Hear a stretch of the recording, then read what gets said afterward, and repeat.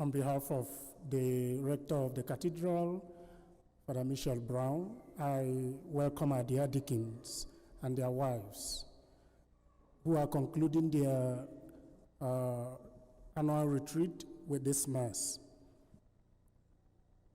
I ask God to grant them protection, His blessings, and the grace and strength to continue to minister to His people.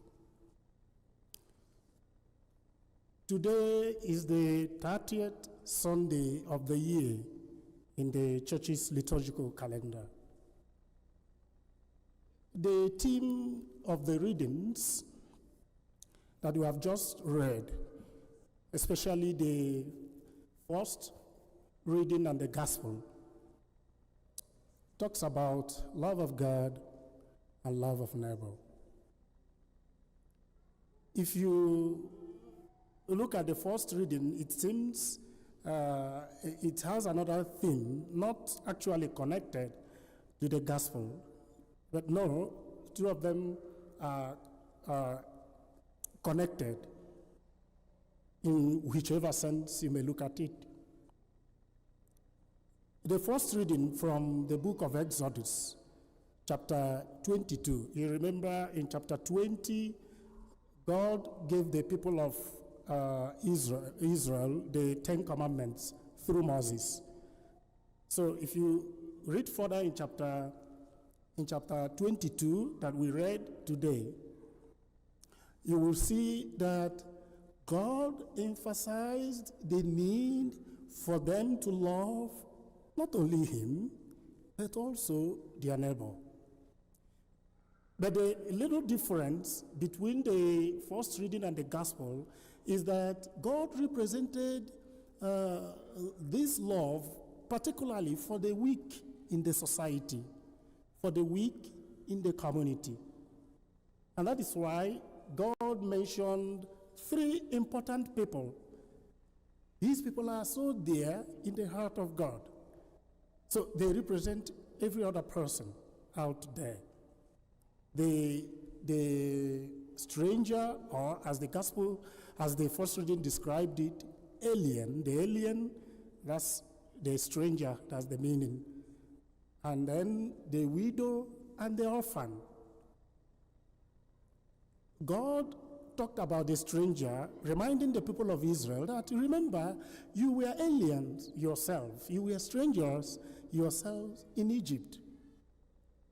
So you got to love the stranger, welcome the stranger to your community, and not maltreat or mistreat the stranger.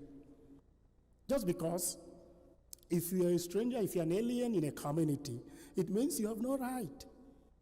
And the tendency is that those who have right in that community may tend to mistreat you, may tend to ostracize you or abuse you because you're not one of them, you're not part of them. And that is why God emphasized to Moses, tell my people, the people of Israel, they're not going to mistreat the stranger because they were strangers themselves.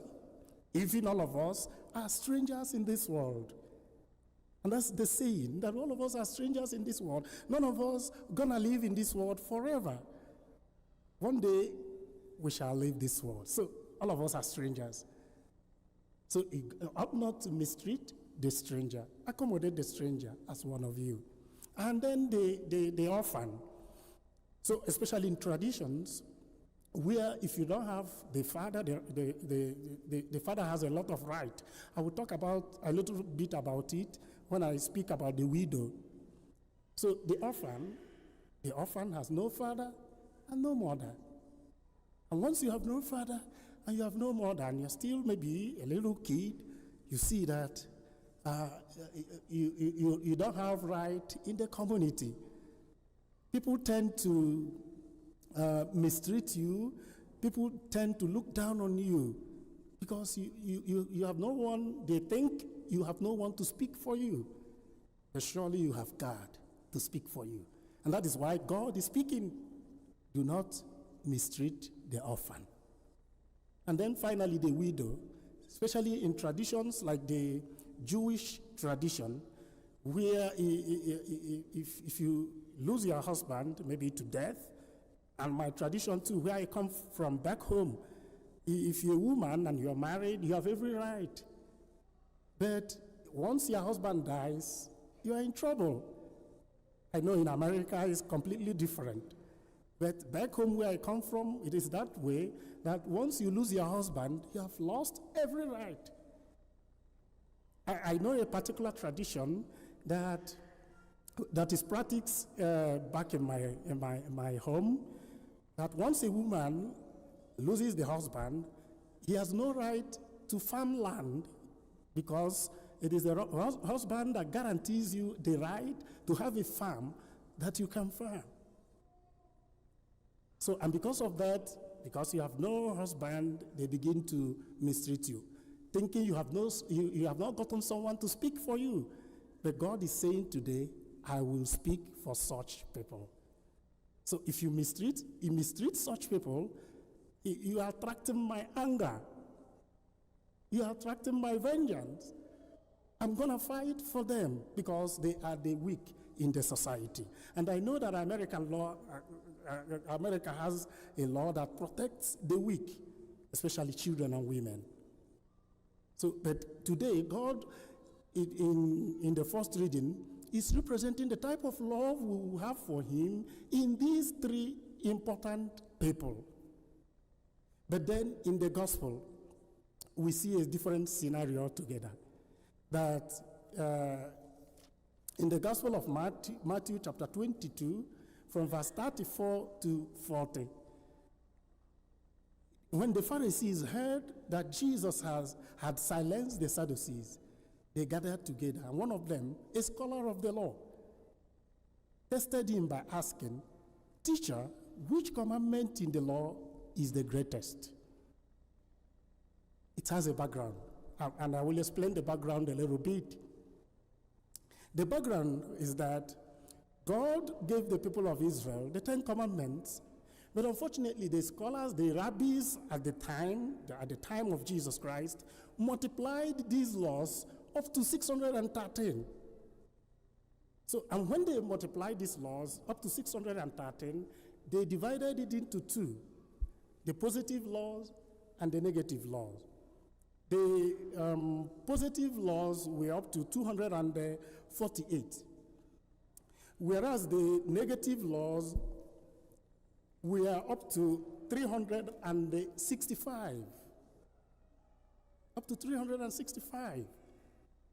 So it was more or less a great burden for the people of Israel. So, but the division, let me explain a little bit of what it means by positive and negative. Positive, what we are supposed to do, like love your neighbor, is something positive. And negative, what you are not supposed to do, what is forbidden. Do not kill. Do not commit adultery. Do not do this. These are the negative ones. So, in the division, the people say that the greatest of the commandments are the positive commandments. For example, you shall love your neighbor, you shall love God. You do what you do. So they are the greatest. But in the time of Jesus Christ, it is being debated that no, these laws are not the greatest, because they took the positive laws as the greatest. But the negative laws, you can ignore. So that was why this scholar of the law, remember, the Bible says a scholar of the law. So he knows the law very well. And wants Jesus, to test Jesus, to know whether Jesus knows the law too. Well, then, him, which law, which commandment is the greatest? And that's the background to the question. And what did Jesus Christ answer? Jesus Christ summarized the whole laws, the 10 commandments, the 613 laws, both positive and negative, in one. Love God and love your neighbor. Jesus Christ quoted Deuteronomy chapter 6. If you read Deuteronomy chapter 6, you will see where God told Moses, "Go and tell the people of Israel, you must love the Lord your God with all your heart, with all your mind and with all your strength. And then he quoted again Leviticus chapter 19, verse 18, and you shall love your neighbor as yourself. Matthew splitted these two gospels, these two commandments into two. Love God, one, the first, and then love your neighbor as the second. But if you read Mark combined them together. They say they are inseparable. And I will explain why they are inseparable. Because Mark tries to say that if you love God, you must love your neighbor. They are one. They are not two. But Matthew put them together.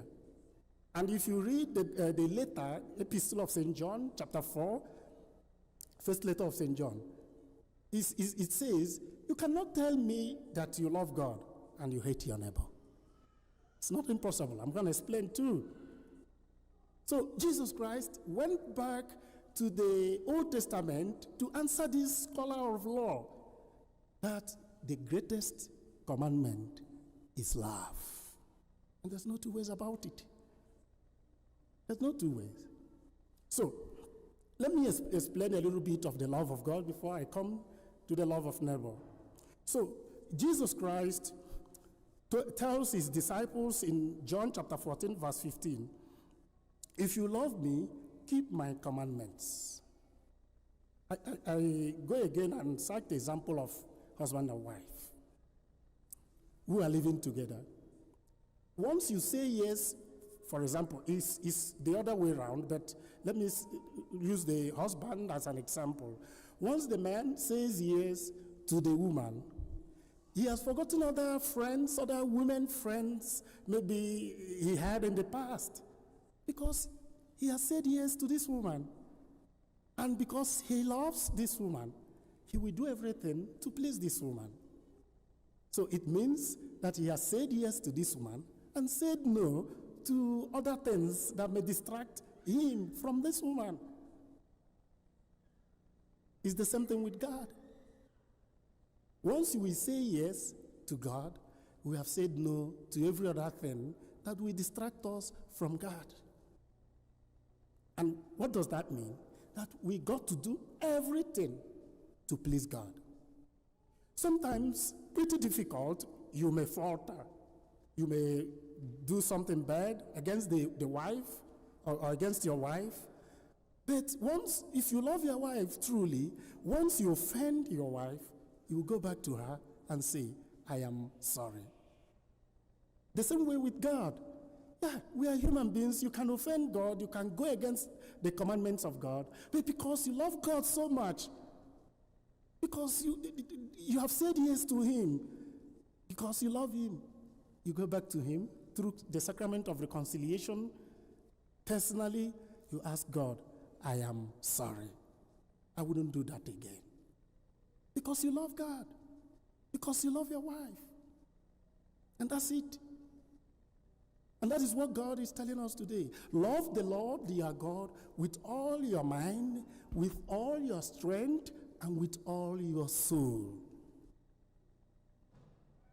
So, in the second point then, he says, love your neighbor as yourself. As I was telling them in the morning, during the 8 o'clock mass, we make caricature of this.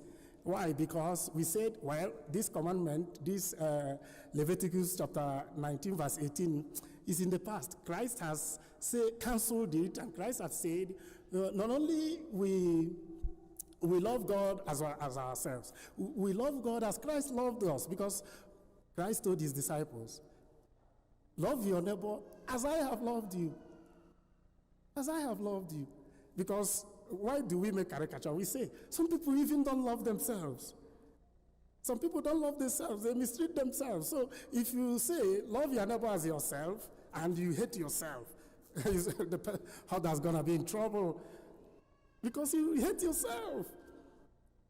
So Christ is now the model. Love your neighbor as Christ has loved you. And how did Christ love us? By sacrificing his life for us. By giving his life for us. And that is what love entails. Sacrifice. And that is the only way husband and wife can live together. Each must sacrifice something so that you can live in peace. So, and Christ is the model. So love your neighbor as Christ has loved you. But if you love yourself so much, love your neighbor as you love yourself. So, and that is the point. So if you love God, you got to love your neighbor. Because the other man out there is created in the image and likeness of God. So I am created in the image and likeness of God. You are created in the image and likeness of God, and you said, I love God, you must love his image too. St. Teresa of the Child Jesus, sometime in the convent, she was teaching something about love, and one said that there was a sister she didn't like, let me use the word in parentheses, she didn't like very well, and but she had no option other than to love her. Therefore, whenever she sees the sister, she will be smiling. She will be smiling. Whenever, she will be happy and smiling. And people asked her, why do you do this? She said, because that sister you see out there has Christ in her soul. She has God in her soul. So if you love God, you must love her too. And that is why I love her. The same with all those around you, the same with your neighbor, the same with others. We are created in the image of God. And if you say you love God, you got to love the other. Even those that are very hard to love. To you, it's very hard, it's very difficult for you to love them. You have no option other than to love them. Because you love God. And that is the teaching today. You do your best to love those around you because you love God. And remember that God first loved us. He's just encouraging us to love all those around us, to love our neighbor. So finally, we can ask ourselves, because these are the consequences of the two readings. We can ask ourselves, how well do I love others? How well do I love God? Remember, if you love God, you become like God. And that is what St. Paul is telling us in the second reading, Thessalonians. He's just thanking the Thessalonians for imitating them and imitating the Lord, because they love God and they have become like God. They have loved each other and now they are like God. They are like Christ. So Christ is praising them. In the morning too, I used an example that husband and wife that may have lived together for a very long time tend to resemble each other. They tend to resemble, when they continue to grow old together, you see that they change and resemble each other because they love each other. Because you become like what you love. So if you love God, if you love Christ, you become like Christ. So the same way, you try to love all those around you, try to love each other so that all of you will become one. Resemble God, resemble Christ, because you are created in his image. So how well do I love others? How well do I love God? How well do I love others, especially people that are hard, as I said, that are hard to love? Whom do I love least? Is there anyone I need to forgive in my life? Is there anyone? Is there something that prevents me from loving God with all my heart, with all my soul, and with all my mind? How can I get rid of these things? These things that prevent me from loving God and from loving my neighbor. Let us ask the Lord today to grant us his grace, to grant us his strength, to be able to love him always with our heart, our whole heart, our whole soul, our whole strength, and our whole mind, and to love our neighbor as we love ourselves.